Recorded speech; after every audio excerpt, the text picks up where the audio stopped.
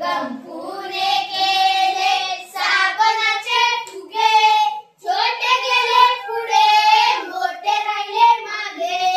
एक फुगा आजीच्या चष्म्यावर बसला, गंपूला तो डोळाच वाटला. गंपूने केले साबणाचे फुगे, छोटे गेले पुढे मोठे राहिले मागे. एक फुगा